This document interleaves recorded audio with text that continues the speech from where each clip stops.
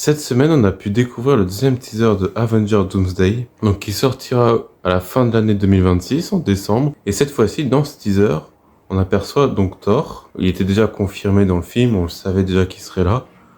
Et on sait du coup qu'il va combattre à nouveau avec Steve Rogers. Donc il n'y a pas grand-chose à en tirer de cette bande-annonce, c'est un petit peu comme celle de Steve Rogers, où on voit juste le personnage dans un décor, probablement chez lui, probablement peut-être autour de chez lui ou juste avant une bataille, on sait pas trop. Et là où on voyait Steve Rogers être chez lui, s'occuper de son enfant, Thor, on voit aussi un peu la même chose où il s'occupe de sa fille et où il prie carrément pour elle. Alors au niveau des visuels, on revoit un Thor avec des cheveux courts, un petit peu comme dans Ragnarok ou même dans Infinity War où il avait les cheveux courts aussi. Donc d'abord on a un premier visuel chez lui avec sa fille. Donc on voit que sa fille est très importante pour lui. D'ailleurs on sent presque comme un ultime combat pour lui parce que il prie Odin, il veut vraiment que ce soit l'ultime combat pour que sa fille n'ait jamais à connaître la guerre, jamais connaître toute cette souffrance que lui il a pu vivre. Ce qui est cool dans ce teaser surtout, c'est qu'on a vraiment l'impression de retrouver un Thor plus sérieux.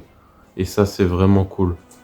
Même le design de Thor, avec les cheveux courts, avec son look un peu plus Ragnarok Infinity War, c'est vraiment un truc que j'apprécie beaucoup plus que ce qui avait été fait dans Thor 4. Maintenant on va voir où est-ce que ça nous mène, on va voir ce qu'ils vont en faire et puis on espère que ce sera cool. De toute façon, là, on voit beaucoup plus le côté père des deux personnages, donc de Steve Rogers et de Thor. Et on voit surtout qu'ils vont avoir une plus grande responsabilité encore.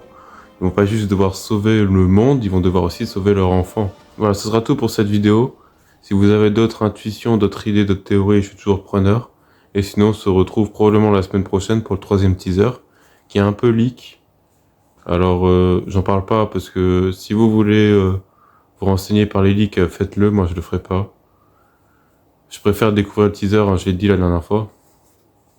Donc je découvrirai ce teaser, même si je sais un peu ce qu'il y a dedans, c'est pas très grave, tant pis. Mais j'ai envie de le découvrir à fond.